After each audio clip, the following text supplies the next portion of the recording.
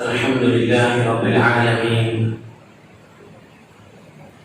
نحمده ونستعينه ونستغفره ونؤمن به ونتوكل عليه ونعوذ بالله من شرور أنفسنا ومن سيئات أعمالنا من يهده الله فلا مضل له ومن يضلل فلا هادي له وأشهد أن لا إله إلا الله وحده لا شريك له وأشهد أن محمدا عبده ورسوله اللهم صل على محمد وعلى آل محمد كما صليت على إبراهيم وعلى آل إبراهيم اللهم بارك على محمد وعلى آل محمد كما باركت على إبراهيم وعلى آل إبراهيم إنك حميد مجيد يا أيها الذين آمنوا اتقوا الله حق تقاته ولا تموتن إلا وأنتم مسلمون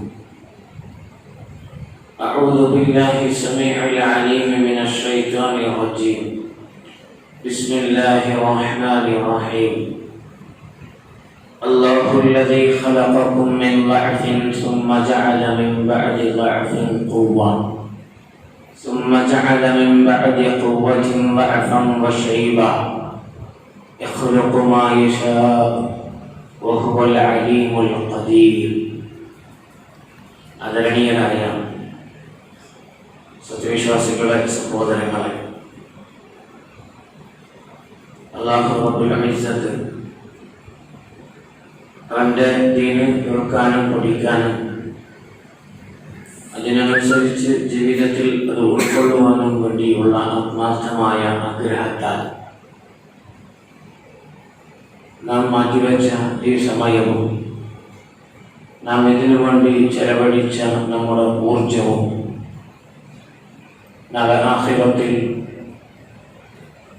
വലിയ മുതൽക്കൂട്ടായി നമുക്ക് ഏവർക്കും അവൻ നൽകി അനുഗ്രഹിക്കുമാറാവട്ടെ. നമ്മുടെ കൂട്ടത്തിൽ ഒരുപാട് ആളുകൾ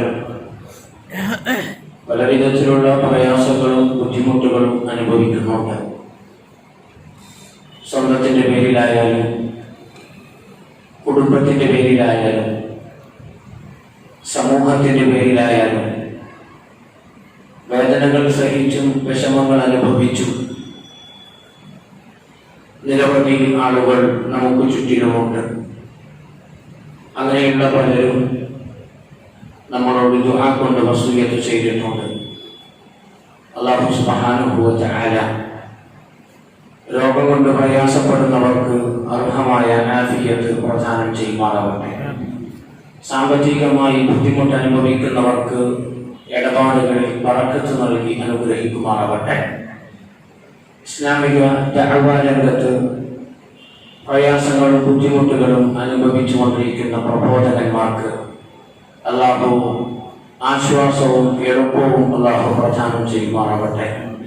കൂടുതൽ കരുത്തോടെ അല്ലാഹുവിന്റെ ദീൻ സത്യസന്ധമായി ആളുകൾക്ക് ഭൗതികമായ താല്പര്യങ്ങളും ലാഭേച്ഛകളും ഇല്ലാതെ എത്തിച്ചു കൊടുക്കുന്ന മാതൃകാ യോഗ്യരായ പ്രബോധകന്മാരിൽ അല്ലാഹു നമ്മെ ഏവരെയും ഉൾപ്പെടുത്തി അനുഗ്രഹിക്കുമാറാവട്ടെ.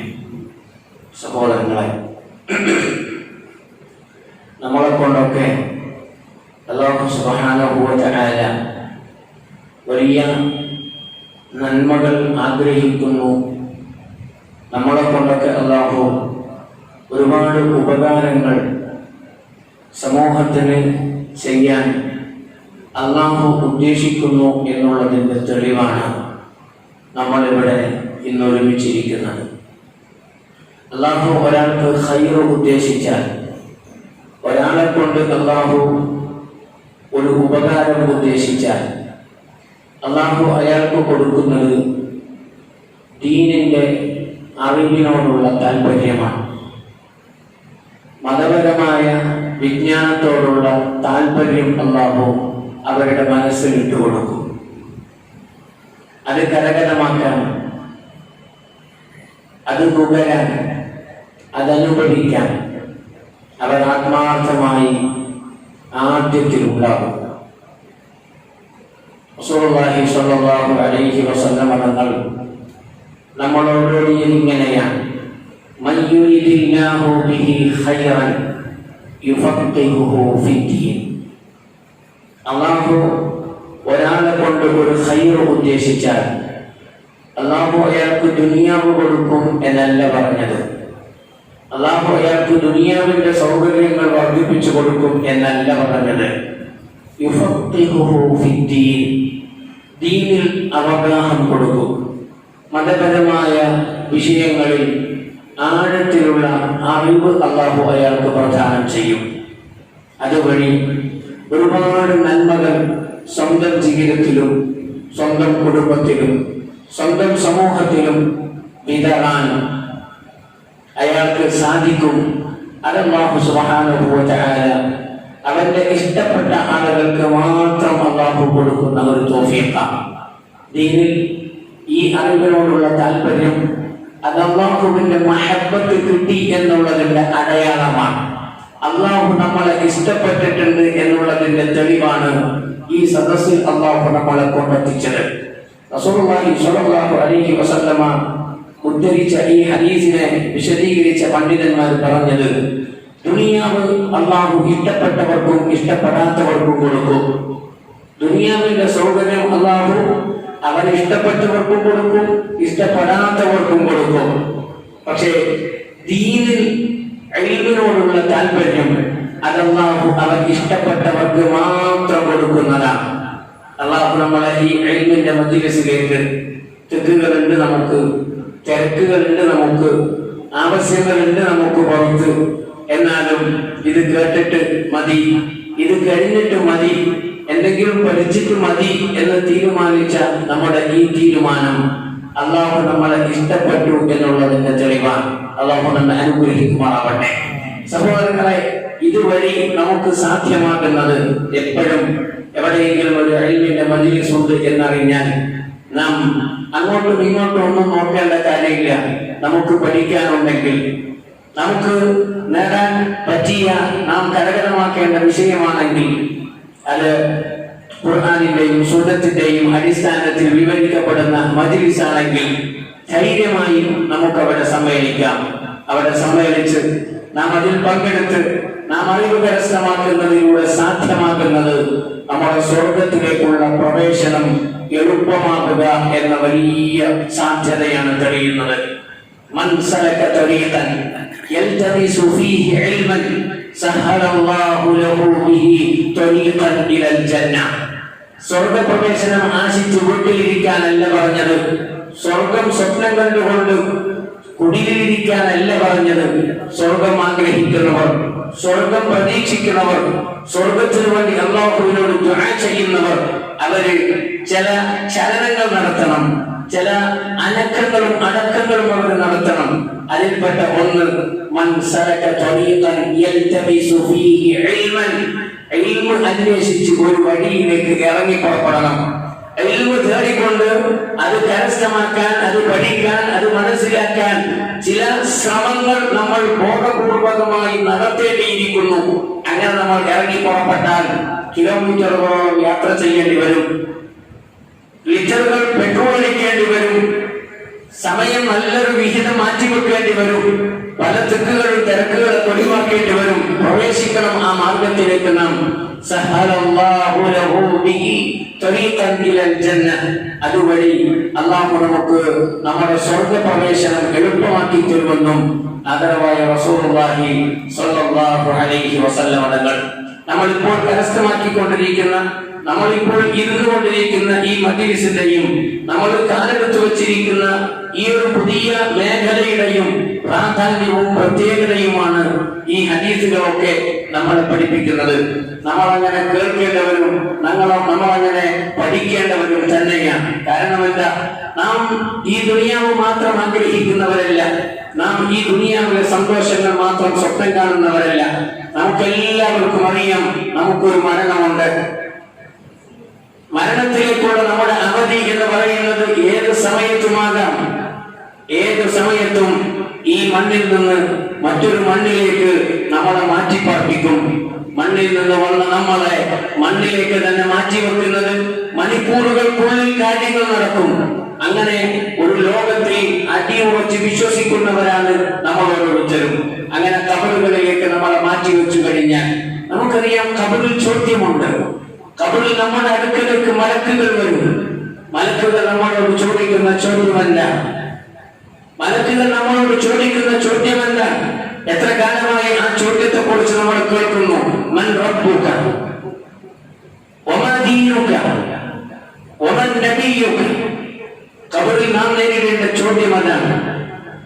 ഉത്തരം നൽകും ചില ആളുകൾ, അല്ലാഹു റബ്ബി അൽ ഇസ്ലാമു ദീനി മുഹമ്മദുൻ നബി സല്ലല്ലാഹു അലൈഹി വസല്ലം.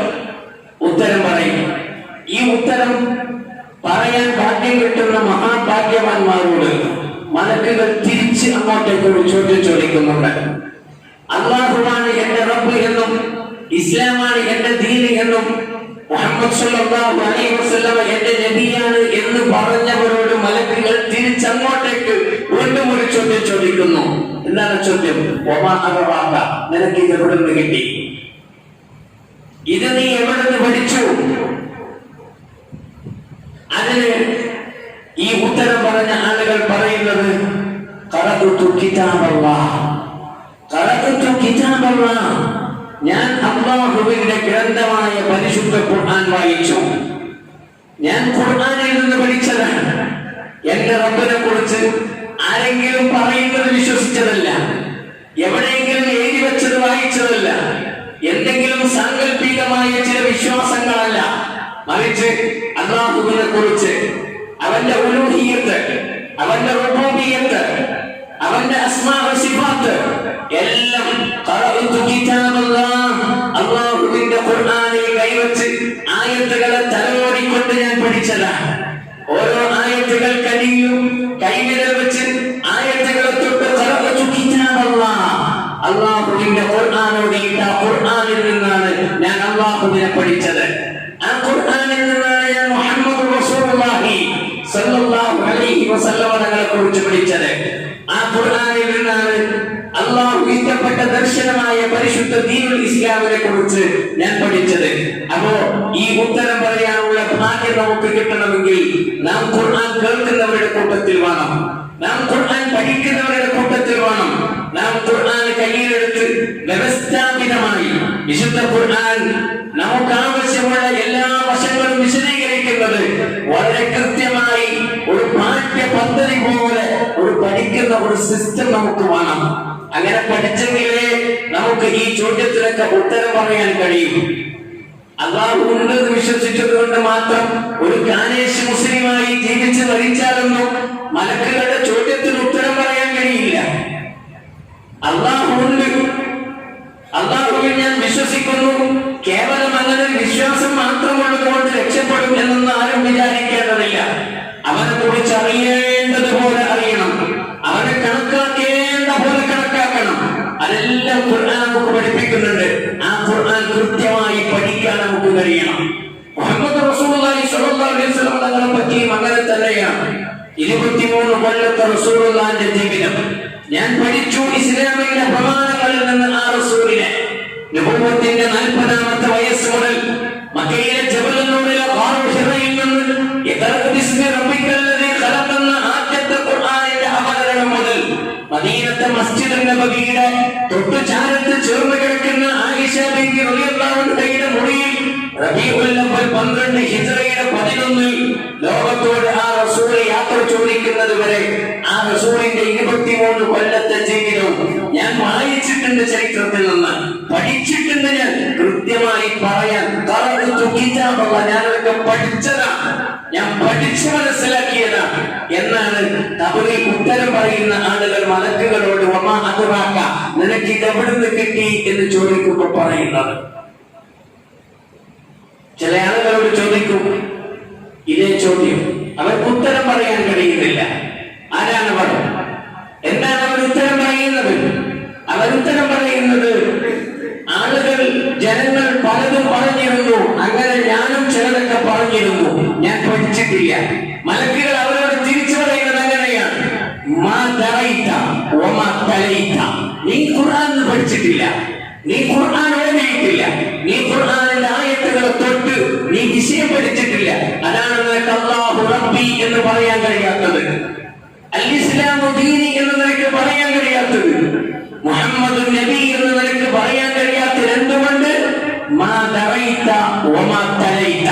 നീ ഓതിയിട്ടില്ല, നീ പഠിച്ചിട്ടില്ല.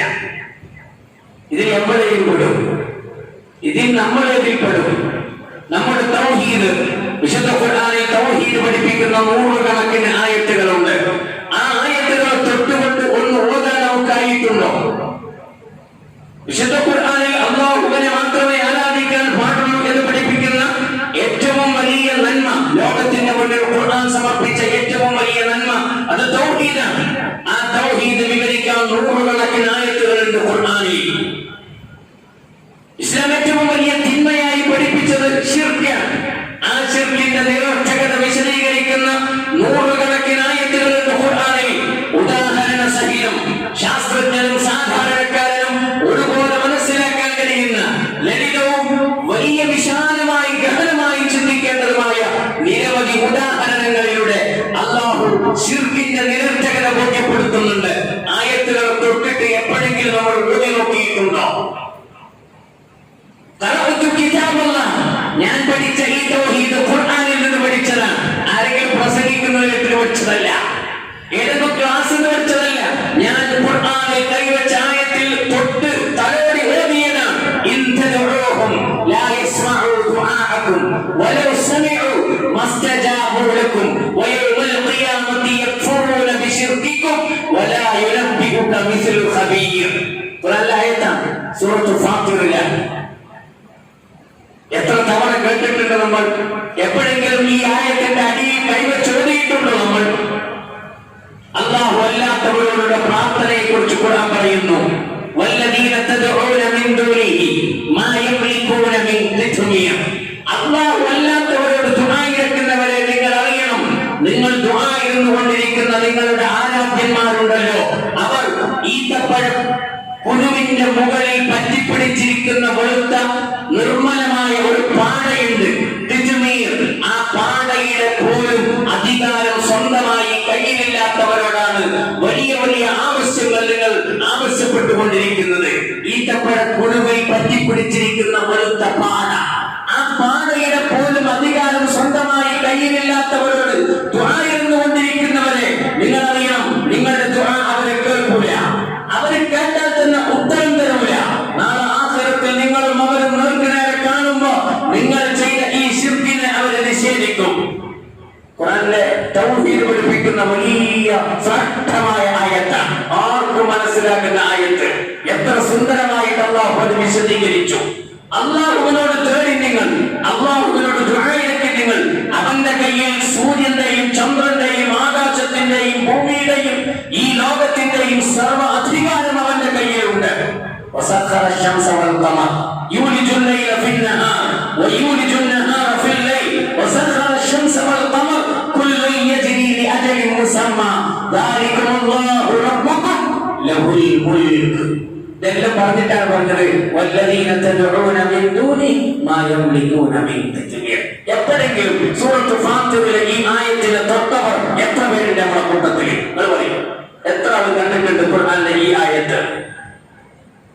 എപ്പോഴെങ്കിലും ഒന്ന് വീട്ടിൽ പോയി സൂറത്തുൽ ഫാത്തിർ എടുക്കണം, 13-14 ആയത്ത് എടുക്കണം, എന്നിട്ട് മറിച്ച് നോക്കിയിട്ടൊന്ന് ഇങ്ങനെ കൈവച്ച് അതിന്റെ തഫ്സീറിലൊന്ന് കൈവച്ചിട്ടൊന്ന്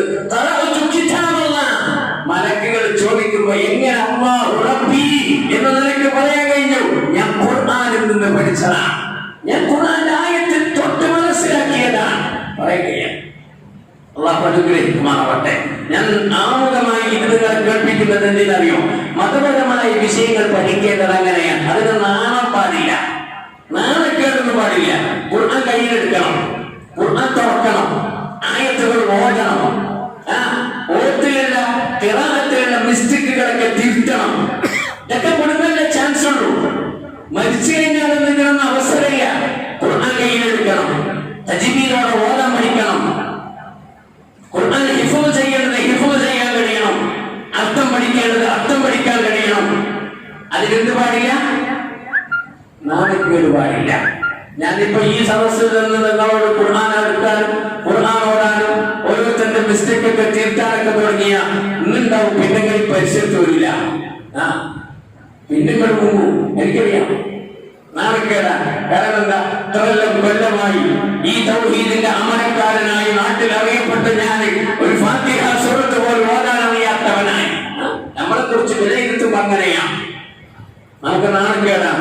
റസൂലുള്ളാഹി സ്വല്ലല്ലാഹു അലൈഹി വസല്ലം തങ്ങളുടെ സ്വഹാബത്തിന് നാണക്കേടില്ല.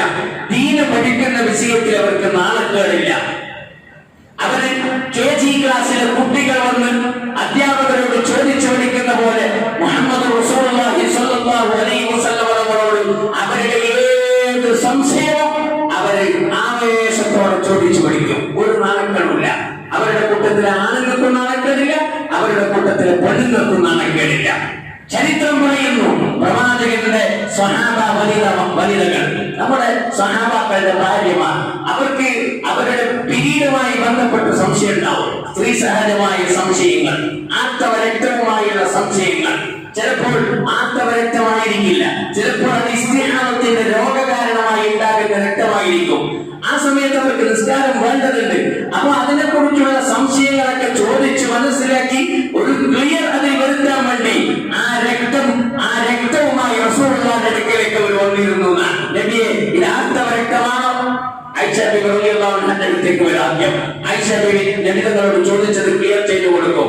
ആ ബ്ലഡിന്റെ കറയുമായി അവർ വരുന്ന ഒരു നാണക്കേട്, ലജ്ജ, ദീന് പഠിക്കുന്നതിലില്ല. നമുക്ക് വേണത്, നമുക്ക് ആ സ്വഭാവമാണ്. വ്യവസ്ഥാപിതമായി പഠിക്കണം. ക്ലാസ്സിലൊക്കെ ഇന്ന് കേട്ടു പോകുന്ന സിസ്റ്റമൊക്കെ മാറിയിട്ട് വ്യവസ്ഥാപിതമായി പഠിക്കുന്ന ഒരു സിസ്റ്റമിലേക്ക് നമ്മൾ വരണം. മദീനത്തെ മസ്ജിദുൻ നബവിയിൽ മുഹമ്മദ് റസൂലുള്ളാഹി സ്വല്ലല്ലാഹു അലൈഹി വസല്ലം തങ്ങൾ ഇരിക്കുന്നു. സഹാബത്തും പ്രവാചകന്റെ ചുറ്റും ഇരിക്കുന്നു.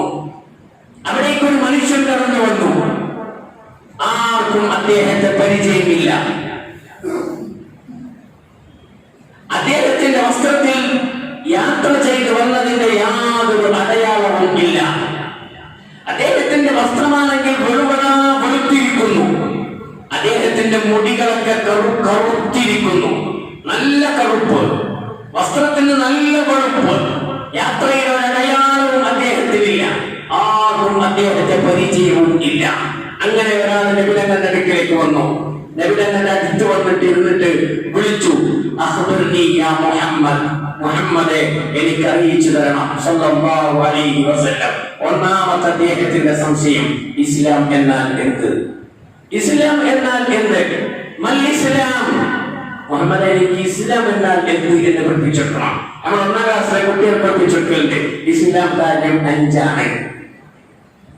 നമ്മൾ വലുതായ അങ്ങനെ പറയാം. നമ്മൾ ഇസ്ലാം വലുതായ അത് സമർപ്പണമാണ്. അതങ്ങനെ ഇങ്ങനെ അങ്ങനെ റസൂൽ പറയാം, അൽ ഇസ്ലാം, ഇസ്ലാം എന്ന് പറഞ്ഞാൽ ഒന്ന്, അൻ തശ്ഹദ അല്ലാ ഇലാഹ ഇല്ലല്ലാഹ് വ അന്ന മുഹമ്മദർ റസൂലുള്ളാഹ്.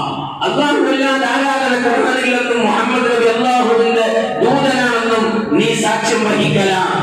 وتقيم الصلاة നീ നിസ്കരിക്കലാണ്. وتؤتي الزكاة നീ സകാത്ത് കൊടുക്കലാണ്. وتصوم رمضان നീ റമളാനിൽ നോമ്പ് നോക്കലാണ്. وتحج البيت നീ കഅബയിൽ ചെന്ന് ഹജ്ജ് ചെയ്യലാണ്. അവരോട് പഠിച്ചില്ലേ 5 ഇസ്ലാം കാര്യങ്ങൾ? അതെന്നെ റസൂലുള്ളാഹ് ഒരു വലിയ കുട്ടികൾക്ക് പഠിപ്പിച്ചു കൊടുക്കുന്ന പോലെ അദ്ദേഹം കേൾക്കുന്നു, അദ്ദേഹം ഉൾക്കൊള്ളുന്നു. കൂടെയുള്ള സ്വഹാബത്ത് പ്രഗത്ഭരായ പലരുണ്ട്. അവരെല്ലാവരും അതങ്ങനെ കേട്ട് പഠിക്കാം. അതാണ് സ്വഹാബത്തിന്റെ പഠനത്തിന്റെ രീതി, വ്യവസ്ഥാപിതമായ പഠനം.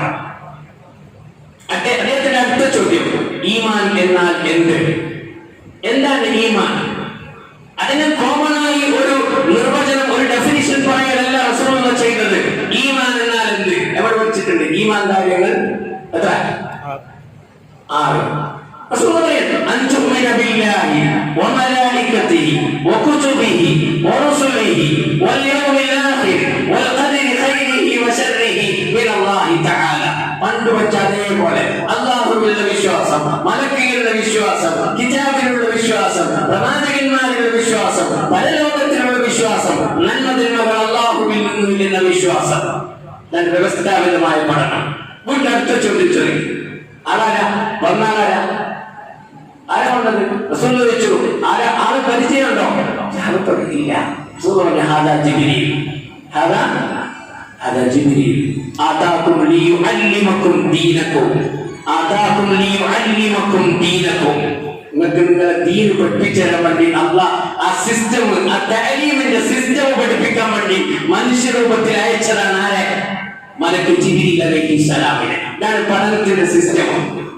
കുറെ ചോദ്യം ചോദിച്ചു. എല്ലാത്തിനും റസൂൽ ഉത്തരം കൊണ്ടെടുത്തു.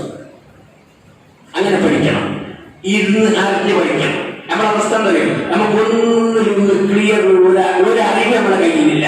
എല്ലാത്തിനും സംശയത്തിൽ തന്നെ, എല്ലാത്തിനും നമ്മൾ സംശയത്തിൽ തന്നെ. വീട്ടിലൊരു കല്യാണം വരുമ്പോൾ നമുക്ക് സംശയം, വീട്ടിലൊരു മരണം നടന്നാലേ നമുക്കൊരു സംശയം, വീട്ടിലൊരു ആഘോഷം വരുമ്പോൾ നമുക്കൊരു സംശയം, റമദാൻ വരുമ്പോൾ നമുക്ക് സംശയം, ശഅബാൻ വരുമ്പോൾ നമുക്ക് സംശയം. ഇതുവരെ ഒന്നും ക്ലിയർ ആയിട്ടില്ല. നിസ്കാരത്തിൽ 100 സംശയമുണ്ട്. നിങ്ങൾ ചോദിക്കുന്നില്ല എന്ന് മാത്രം, നിങ്ങൾ ചോദിക്കുന്നില്ല എന്ന് മാത്രം. നമസ്കാരത്തിന്റെ വിഷയത്തിൽ ഓരോരുത്തരുടെയും മനസ്സിൽ 100 സംശയമുണ്ട്. ക്ലിയർ ആയിട്ടില്ല, പഠിച്ചിട്ടില്ല. നോമ്പിന്റെ വിഷയത്തിൽ ഇപ്പോഴും മനുഷ്യന്മാർ റമദാനിന്റെ വിഷയത്തിൽ നോമ്പ് അങ്ങനെയാ മുറിയോ ഇങ്ങനെയാ മുറിയോ അങ്ങനെ ചെയ്താൽ ഒന്നും ഒരു ഐഡിയ ഇല്ല. സക്കാത്തിന്റെ വിഷയത്തിൽ സംശയം പിന്നെ പറയണ്ട. എന്താ ഇങ്ങനെ നാം സംശയത്തിലായി? ولا تقف ما ليس لك به علم إن السمع والبصر والفؤاد كل أولئك كان عنه مسؤولا. ഇതൊക്കെ അമ്മ ചോദിക്കും. കണ്ണും കാലും കൽബൊക്കെ അമ്മ വെറുതെ തന്നതല്ല, അള്ളാന്റെ ദീന് പഠിക്കാൻ വേണ്ടി തന്നതാണ്, തൗഹീദ് പഠിക്കാൻ വേണ്ടി തന്നതാണ്, സുന്നത്ത് പഠിക്കാൻ വേണ്ടി തന്നതാണ്, ആഖിറത്ത് പഠിക്കാൻ വേണ്ടി തന്നതാണ്. ഇതൊന്നും പഠിക്കാതെ ഈ കണ്ണും കാലും കൽബൊക്കെ വേറെ ആവശ്യത്തിന് വേണ്ടി വിനിയോഗിച്ച് എല്ലാം തീർന്ന്, അതിന്റെ കപ്പാസിറ്റിയാണ് തീർന്ന്. ഇപ്പൊ കണ്ണെല്ലാം ബ്ലറാവാൻ തുടങ്ങി, കാണുന്നില്ല. കാണുന്നില്ല, കാഴ്ചയൊക്കെ കുറഞ്ഞു അല്ലേ? കാതോടെ തന്നെ ഉപയോഗിച്ച് എല്ലാം ഇപ്പൊ അങ്ങനെ ഫീസ് അടിച്ചു പോകാൻ വേണ്ടിക്കാണ്. ഇതുവരെ പഠിക്കേണ്ടത് പഠിച്ചിട്ടില്ല. അതുകൊണ്ടൊക്കെ കണ്ടതും കേട്ടതും ചിന്തിച്ചതൊക്കെ വേറെ കുറെ കാര്യങ്ങളാണ്. നാളെ ആഖിറത്തിൽ അല്ലാഹു ചോദിക്കും, ഇന്ന സമഅ വൽ ബസറ വൽ ഫുആദ കുല്ലു ഉലൈക കാന അൻഹു മസ്ഊല. ഇതൊക്കെ ആഖിറത്തിൽ ചോദിക്കും, അല്ലാഹു തന്നിട്ടില്ല ഞാൻ നിനക്ക് എന്ന്. എന്ത് മറുപടി പറയുന്ന, എന്ത് സമാധാനം പറയുന്ന. അതുകൊണ്ട് ഇത് ഞാൻ നിങ്ങളെ ആമുഖമായി കൽപ്പിച്ചത്, നിങ്ങളുടെ ഈ ഇൽമിന്റെ ഈ സംവിധാനം ശ്ലാഘനീയമാണ്, സ്വാഗതാർഹമാണ്, പ്രശംസനീയമാണ്. അല്ലാഹുവിന്റെ ദീൻ പഠിക്കാൻ വേണ്ടി ചെറിയവരും വലിയവരും യുവാക്കളും ഒക്കെ ഒരുപോലെ ഇവിടെ വന്നു ഇരുന്നത് അനുഗ്രഹീതമാണ്. അല്ലാഹു കബൂൽ ചെയ്യുമാറാവട്ടെ. ഇതിനെ നിങ്ങൾ ഒന്നുകൂടി വ്യവസ്ഥാപിതമാക്കണം. എങ്ങനെ? ഓരോ വിഷയങ്ങൾ തെരഞ്ഞെടുത്ത് ആ വിഷയങ്ങളിലുള്ള ആയത്തുകളും ഹദീസുകളൊക്കെ കൃത്യമായി എഴുതി പഠിക്കുന്ന ഒരു വ്യവസ്ഥാപിതമായ ഒരു പഠന സമ്പർക്കത്തിലേക്ക് നമ്മൾ വരണം. അപ്പൊ നമുക്ക് ഇൽമ് കിട്ടും, നമുക്ക് അറിവ് കിട്ടും. ഇല്ലെങ്കിൽ നമ്മളിങ്ങനെ കുറച്ച് ഒരു തരിപ്പന് നല്ലൊരു പ്രസംഗിക്കാൻ വരും, അയാൾ നല്ല ശബ്ദത്തിലും ഈണത്തിലും നല്ലൊരു തരിപ്പൊരു പ്രസംഗാക്കും. അപ്പൊ നമ്മൾ തരിക്കും, പുറത്തേക്ക് എത്തുമ്പോൾ നമുക്ക് ഒരിക്കും. പിന്നെ ഏത് ഒരൈഡിയയില്ല. അങ്ങനെ പലപ്പോഴും ആവാറില്ല. നേരെ മറിച്ച് എന്തെങ്കിലും കേട്ടത് ഒന്ന് കുറിച്ച് ഒന്ന് എഴുതിയെടുത്തെങ്കിൽ നമുക്ക് അതിനെ കുറിച്ച് നല്ല ഒരു ബോധവും ആ വിഷയത്തെ കുറിച്ചുള്ള നല്ലൊരു അറിവ് നമുക്കുണ്ടാകും. അത് വേണം, അതിന്റെ ആവശ്യകതയാണ് ഈ സംഭവങ്ങളൊക്കെ നമ്മളെ കേൾപ്പിച്ചത്. അത് ഞാൻ കേൾപ്പിച്ചു പ്രവാചകന്റെ ഹദീസ്,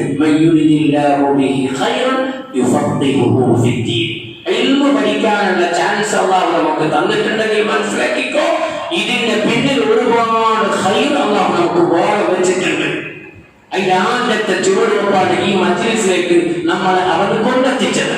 ഇത് നമ്മുടെ സ്വർഗപ്രവേശനം എളുപ്പമാക്കുന്ന ഒരു വഴിയാണ് ഈ ഇൽമിന്റെ വഴി എന്ന് നമ്മൾ മനസ്സിലാക്കണം. ഇവിടെ നമുക്ക് ഇരിക്കാൻ കഴിഞ്ഞിട്ടുണ്ടെങ്കിൽ സ്വർഗത്തിൽ നമുക്ക് ഈസിയായി കടക്കാൻ കഴിയും. കാരണം ഇവിടുന്നാണ് നമുക്ക് തൗഹീദും ശിർക്കും മനസ്സിലാകാൻ, ഇവിടുന്നാണ് നമുക്ക് സുന്നത്തും ബിദ്അത്തും മനസ്സിലാകാൻ, ഇവിടുന്നാണ് നമുക്ക് ഇൽമ് കിട്ടുന്നത്. ഇൽമ് കിട്ടിയില്ലെങ്കിൽ ശിർക്ക് നമ്മുടെ കൂടെ ഉണ്ടാവും.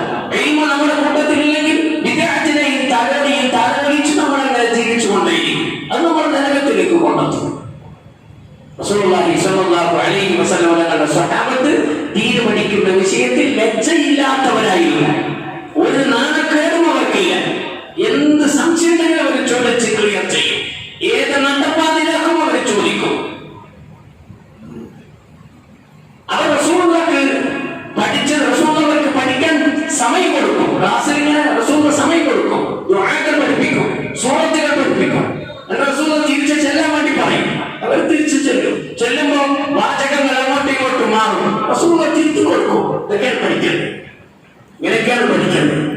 നാണക്കേടൊന്നുമില്ല. ഞാൻ ഇത്ര വലിയ ആളായിട്ട്, ഞാൻ അബൂബക്കർ സിദ്ദീഖായിട്ട്, ഞാൻ ഉമർ ഫാറൂഖായിട്ട് എനിക്ക് തെറ്റിപ്പോയല്ലോ, അതിന് നാണക്കേടാക്കാനൊന്നുമില്ല. തെറ്റ് തീർത്തു അങ്ങനെ പഠിക്കാൻ നമുക്ക് കഴിയണം. അല്ലാഹു സുബ്ഹാനഹു വ തആല നമ്മെ അനുഗ്രഹിക്കുമാറാകട്ടെ. ആമുഖമായി ഇത് നിങ്ങളുടെ മനസ്സിൽ എപ്പോഴും ഉണ്ടാകണം എന്ന് ഓർമ്മപ്പെടുത്താനാണ് സൂചിപ്പിച്ചത്.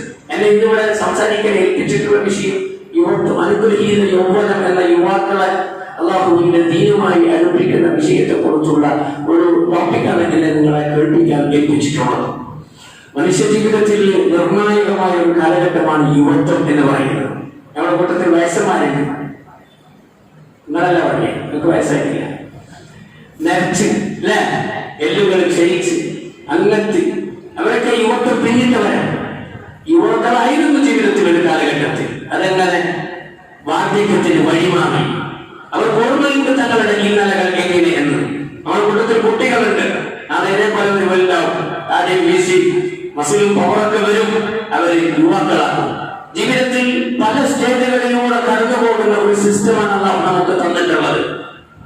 ബാല്യം, കൗമാരം, യുവത്വം, മധ്യവയസ്സ്, വാർദ്ധക്യം, അങ്ങനെ ജീവിതത്തിൽ ഓരോ സ്റ്റേജുകളിലൂടെ കടന്നു പോകണം എന്ന് അല്ലാഹു നിശ്ചയിച്ചിരിക്കുന്നു. ഇതിൽ കുട്ടിക്കാലം എന്ന് പറയുന്നത് ഇളവുകളുള്ള കാലഘട്ടമാണ്. കുട്ടിക്കാലം ചെറിയ കുട്ടികൾ ചെയ്യുന്ന കർമ്മങ്ങളൊന്നും അവരുടെ കിതാബിൽ അല്ലാഹു രേഖപ്പെടുത്തുന്നില്ല. ചെറിയ കുട്ടികൾ 15 വയസ്സാവുന്നതിന് മുമ്പ് കുട്ടികൾ എടുക്കുന്ന നോമ്പിന്റെ കൂലി ആർക്കാ? കുട്ടികൾക്കാ? 15 വയസ്സിന് മുമ്പ് കുട്ടികൾ എടുക്കുന്ന നോമ്പിന്റെ കൂലി ആർക്കാ? ഉപ്പാക്കുമാക്കും. പ്രായപൂർത്തി എത്തുന്നതിന് മുമ്പ് കുട്ടി ചെയ്യുന്ന ഉമ്മയുടെ കൂലി, ഹജ്ജിന്റെ കൂലി ഉമ്മാക്ക്. അവര് പ്രായപൂർത്തിയെത്തിയാൽ വേറെ ഹജ്ജും കൂടെ ചെയ്യണമെന്നാണ് മുഹമ്മദ് റസൂലുള്ളാഹി സ്വല്ലല്ലാഹു അലൈഹി വസല്ലം പറഞ്ഞത്. എവിടെങ്ങളോട് ചോദിച്ചു, ഹജ്ജിന് പോകുമ്പോ ഒരു ഉമ്മ തന്റെ കുട്ടിയെ ഉയർത്തി കാണിച്ചിട്ട് ചോദിച്ചു, ഈ കുഞ്ഞിന് ഹജ്ജുണ്ട് റസൂലേ എന്ന് ചോദിച്ചു. റസൂൽ പറഞ്ഞു, കുഞ്ഞിന് ഹജ്ജുണ്ട്, കുഞ്ഞിന് ഹജ്ജുണ്ട്, കൂലി ഉമ്മാക്കാണ്, കൂലി ഉമ്മാക്കാണ്. പണ്ഡിതന്മാർ വിശദീകരിക്കുന്നത്, ആ കുഞ്ഞ് വലുതായാൽ ഇങ്ങനെ പറയാൻ പാടില്ല, ഞാൻ ചെറുപ്പത്തിൽ ഹജ്ജ് ചെയ്തിട്ട് എനിക്ക് എന്നെ ഹജ്ജ് വേണ്ട എന്ന് പറഞ്ഞൂടാ. ആ ഹജ്ജ് അയാൾക്കുള്ള ഹജ്ജ് ഓനെന്ത് ചെയ്യണം? വലുതായിട്ട് നമ്മൾ പ്രായപൂർത്തിയായിട്ട് നമ്മൾ വേറെ ചെയ്യണം. അന്ന് ചെയ്തത് അവനല്ല. കുട്ടികൾക്ക് കർമ്മരേഖയില്ല.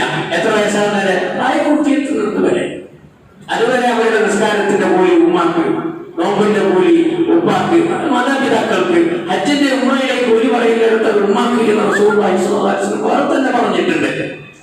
അവരവരുടെ കുട്ടികൾക്ക് ഇളവുണ്ട്, ദീനിൽ ഇളവുകളുണ്ട്. അവരോട് കൽപ്പിക്കാം, അവർക്ക് ശിക്ഷണങ്ങൾ കൊടുക്കാം. അവർക്ക് വലിയ ശിക്ഷകളൊന്നും ഇസ്ലാമികമായ കർമ്മങ്ങൾ ചെയ്യാത്തതിന്റെ പേരിൽ കൊടുക്കാൻ പാടില്ല. ചെറിയ തോതിലുള്ള കൊട്ടൽ മാത്രം കൊടുക്കാം എന്നാ പറഞ്ഞു. വയസ്സായാലും തന്നെ വയസ്സന്മാർക്കും ഇസ്ലാമിൽ എന്തുണ്ട്? ആരാധനകളിലും അനുഷ്ഠാനങ്ങളിലൊക്കെ ചില ഇളവുകളുണ്ട്. പ്രായം വല്ലാണ്ട് തളർത്തിയിരിക്കുന്നു, നോമ്പെടുക്കാൻ പറ്റുന്നില്ല, നോമ്പെടുക്കണമെന്ന് ഇസ്ലാം പറഞ്ഞു വേണ്ട. അങ്ങനെ മരീവൻ, ഒരു നിത്യരോഗിയാണ്,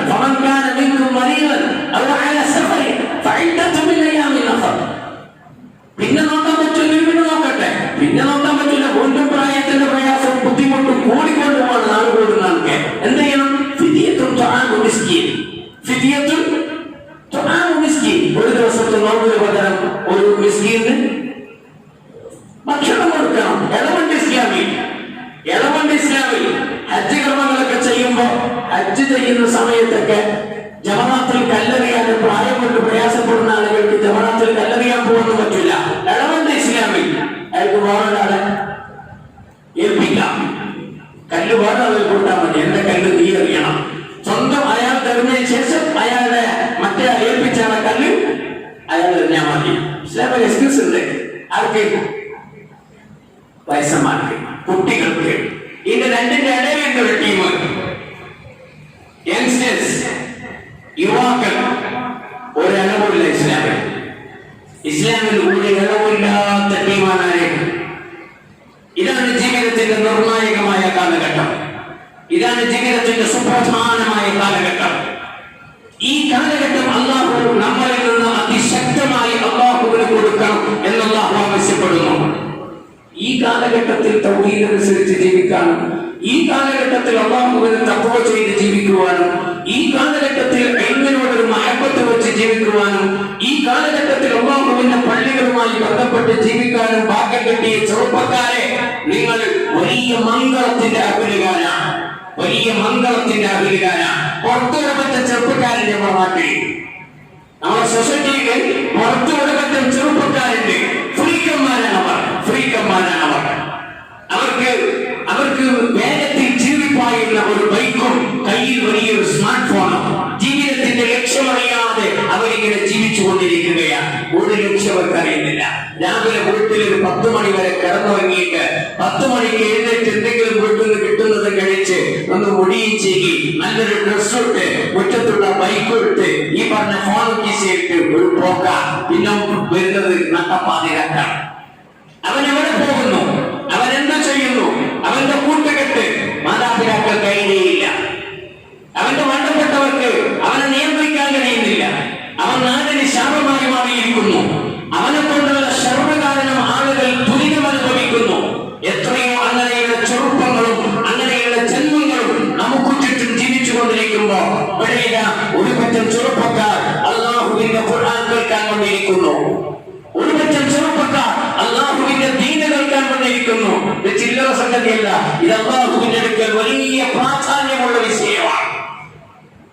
ഈ വിഷയത്തിൽ 3 ഹദീസുകൾ ഞാൻ നിങ്ങളെ കേൾപ്പിക്കാം. എത്ര പ്രാധാന്യമുണ്ട് ഈ കാലഘട്ടത്തിൽ അല്ലാഹുവിന് വേണ്ടി സമയം മാറ്റി വെക്കുന്നതിന് എന്ന് മനസ്സിലാക്കാൻ ആ 3 ഹദീസ് എമ്പാടും മതി. റസൂലുള്ളാഹി സ്വല്ലല്ലാഹു അലൈഹി വസല്ലം പറഞ്ഞു, 7 വിഭാഗം ആളുകൾക്ക് അല്ലാഹു അർശിന്റെ തണലിട്ട് കൊടുക്കും.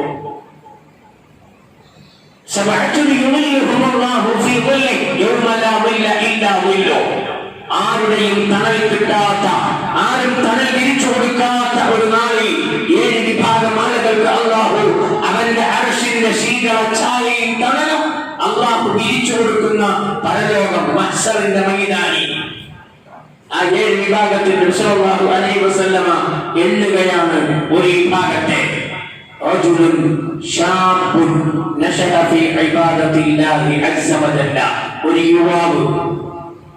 യുവാവ് അല്ലാഹുവിന്റെ ആരാധനയിലായി തന്റെ ജീവിതത്തിന്റെ കരുത്തിന്റെയും ഉന്മേഷത്തിന്റെയും ഊർജത്തിന്റെയും ആ കാലഘട്ടം അല്ലാഹുവിന് വേണ്ടി മാറ്റിവെച്ച യുവാവിന് അർശിന്റെ തണലുണ്ട്.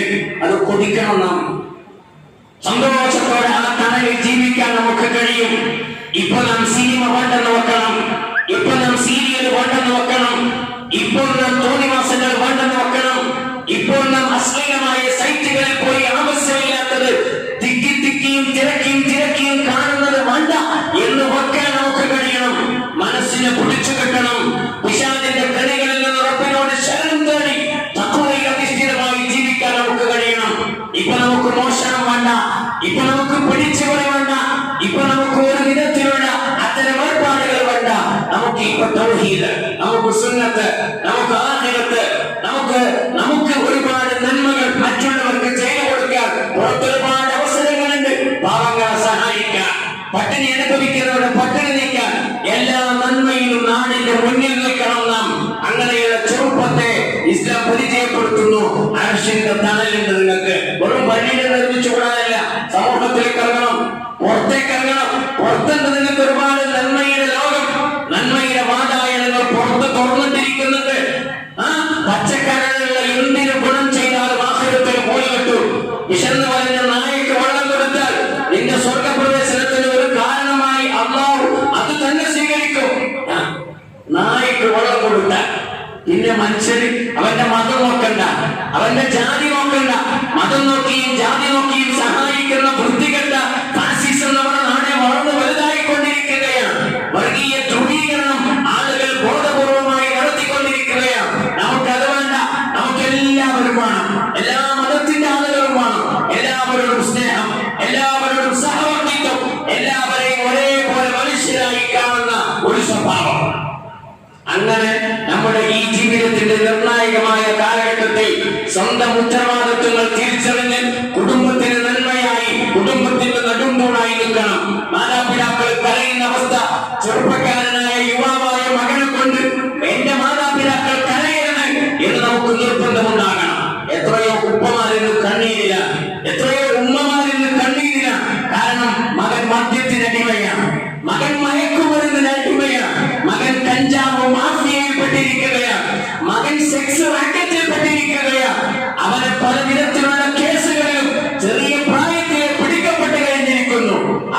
പ്രായത്തിനേക്കാളും അധികം എണ്ണമാണ് അവന്റെ പേരിൽ ചാർജ് ചെയ്തിട്ടുള്ള കേസിന്റെ എണ്ണം. വയസ്സ് 21 കേസ് 22. കൊലപാതകത്തിൽ അവൻ പ്രതിയാണ്, പിടിച്ചുപറിയവൻ പ്രതിയാണ്, പെണ്ണ് കേസിൽ അവൻ പ്രതിയാണ്.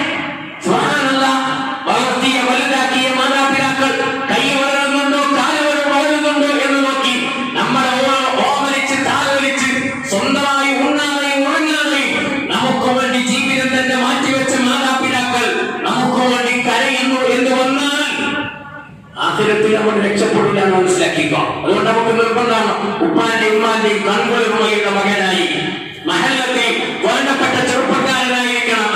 ഇന്നലെ അവൻ തിരക്കേടില്ല, അവനാണ് ഉസ്മാനാണ്. ആളുകൾ നമ്മളെ കുറിച്ച് അങ്ങനെ പറയണം, പറയാൻ വേണ്ടി ഒന്നും ചെയ്യണ്ട, നമ്മൾ ചെയ്യേണ്ടത് ചെയ്തു പോയാൽ മതി. ആളുകൾ നമ്മളെ കുറിച്ച് നല്ല അഭിപ്രായം പറയും.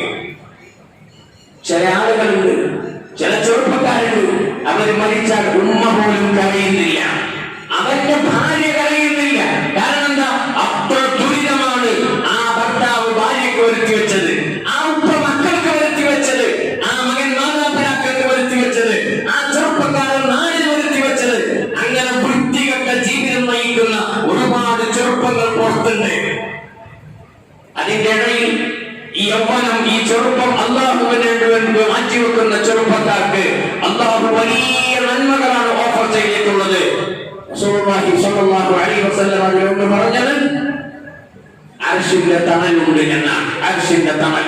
ജീവിതം നന്മയിൽ ചെലവഴിച്ച ചെറുപ്പക്കാര് അവരുടെ കഥ പറഞ്ഞ ഖുർആൻ, ജീവിതം നന്മക്ക് വേണ്ടി മാറ്റിവെച്ച ചെറുപ്പക്കാരുടെ കഥ പറഞ്ഞ ഖുർആൻ ഏത് നാട്ടിലെന്നറിയില്ല, ആ ചെറുപ്പക്കാരാരാണ് എന്ന് അറിയില്ല. അല്ലാഹു പറഞ്ഞു, ഒരു കൂട്ടം ചെറുപ്പക്കാർ, അതെ ഒരു സംഘം ചെറുപ്പക്കാർ, ഇന്നഹും ഫിത്യത്തുൻ ആമനൂ ബിറബ്ബിഹിം വസിദ്നാഹും ഹുദാ വറബത്നാ അലാ ഖുലൂബിഹിം ഇദ് ഖാമൂ ഫഖാലൂ റബ്ബുനാ റബ്ബുസ് സമാവാതി വൽ അർളി ലൻ നദ്ഉ മിൻ ദൂനിഹി ഇലാഹാ ലഖദ് ഖുൽനാ ഇദൻ ശതതാ. സൂറത്തുൽ കഹ്ഫിലുണ്ട്. ഒരു നാട്ടിൽ കുറച്ച് ചെറുപ്പക്കാരെ, നാട്ടിലെ രാജാവും നാട്ടിലെ അധികാരിയും ശിർക്ക് ചെയ്യാൻ വേണ്ടി നിർബന്ധിച്ചു. അവന് സുജൂദ് ചെയ്യണമെന്നും അവന്റെ മുന്നിൽ വണങ്ങണമെന്നും അവന്റെ മുന്നിൽ ശിരസ് കുനിക്കണമെന്നും അധികാരി നിർബന്ധിച്ചപ്പോ ഈ ശിരസും ഈ നെറ്റിയും ലോകത്തിന്റെ തമ്പുരാന്റെ മുന്നിലല്ലാതെ വേറൊരാളുടെ മുന്നിൽ ഞങ്ങൾ കുനിക്കൂല, അങ്ങനെയുള്ള നമ്മുടെ ശിരസ്കരാകുന്ന സിദ്ധം മുസ്ലിമായ ഞങ്ങൾക്കില്ല എന്ന് പറഞ്ഞ് സ്വന്തം രാജ്യത്ത് നിന്ന് രാജ്യം വിട്ട് മറ്റൊരു രാജ്യത്തേക്ക് പാലായനം ചെയ്ത ഒരു പറ്റം ചെറുപ്പക്കാരെ ഗുഹക്കകത്ത് അല്ലാഹു സുബ്ഹാനഹു വ തആല 100 വർഷമാണ് കിടത്തി ഉറക്കിയത്. ആ കഥ പറയുകയാണ്. നല്ല ചെറുപ്പക്കാരനവർ. ജീവിതത്തിലെ കരുത്തിന്റെ കാലഘട്ടം ആളുകൾക്കനുസരിച്ച് നീന്താതെ, ഒഴുക്കിനനുസരിച്ച് നീന്താതെ, ഒഴുക്കിനെതിരായി നീന്തിയും നന്മക്ക് വേണ്ടി നിലകൊണ്ടും ജീവിതത്തെ മാറ്റിവെച്ച ചെറുപ്പക്കാരെ ഖുർആൻ പ്രശംസിക്കുന്നു. അവര് നല്ല ചെറുപ്പക്കാരാണ്. അസ്ഹാബുൽ കഹ്ഫ്, ഗുഹാവാസികൾ, ഗുഹയിൽ അല്ലാഹു ഉറക്കിക്കിടത്തിയവർ, അല്ലാഹുവിന്റെ കറാമത്ത് കിട്ടിയവർ. അവർ ചെറുപ്പ സമയത്ത് നല്ലതിനു വേണ്ടി സമയം മാറ്റിവെക്കുമ്പോ അതിന് പ്രത്യേകമായ പരിഗണന അല്ലാഹു സുബ്ഹാനഹു വ തആല നൽകുന്നുണ്ട്. ഒരു കാര്യം മനസ്സിലാക്കണം, ആഖിറത്തിൽ അല്ലാഹു ചോദിക്കും ഈ അനുഗ്രഹത്തെ പറ്റി. യുവത്വം എന്ന് പറയുന്ന ജീവിതത്തിൽ ആരും കൊതിക്കുന്ന ഈ കാലഘട്ടം എല്ലാവർക്കും ഇഷ്ടമാണ്. എപ്പോഴും യുവാവായി തന്നെ നിൽക്കണം. അതുകൊണ്ട് തന്നെയല്ലേ മല്ലങ്ങനെ നിരക്കാൻ തുടങ്ങുമ്പോ കൽപ്പിക്കുന്നത് നരബാധിക്കും. അപ്പൊ മനസ്സിലായി, യുവത്വം കഴിഞ്ഞ് വാർദ്ധക്യത്തിലേക്ക് നല്ല കാലെടുത്തു വെക്കുന്നു എന്നുള്ളതിന്റെ സൂചനയാണ്. എന്തെങ്കിലും ഓരോന്നിങ്ങനെ നടക്കാൻ തുടങ്ങും. ചില ആൾക്കാർക്ക് ഇഷ്ടമാണല്ലോ എപ്പോഴും ഇങ്ങനെ യുവാവായി ഇങ്ങനെ കിടന്നാൽ നല്ല പെയിന്റ് അടിക്കോ. അവൻ എത്ര പെയിന്റ് അടിച്ചാലും പിന്നെ അത് മുളക്കുമ്പോ പ്രാവിന്റെ രോമം പോലെ അത് വീണ്ടും അങ്ങനെ അടിയിൽ വെച്ചിട്ട് വരുത്ര. എത്ര കറുപ്പിക്കാൻ നോക്കിയിട്ടോ കറുപ്പിക്കാൻ പാടില്ല. യുവത്വം എന്തായാലും വാർദ്ധക്യത്തിന് വഴിമാറി കൊടുക്കും, എപ്പോഴും ഉണ്ടാവില്ല. അതാണ് പറഞ്ഞത്, അല്ലാഹു ല്ലദീ ഖലഖകും മിൻ ളഅഫിൻ ثم جعل من بعد ضعف قوة ثم جعل من بعد قوة ضعفا وشيبا يخلق ما يشاء وهو العليم القدير. അല്ലാഹു ല്ലദീ ഖലഖകും മിൻ ളഅഫിൻ, അല്ലാഹു നിങ്ങളെ ദുർബലാവസ്ഥയിൽ നിന്നാണ്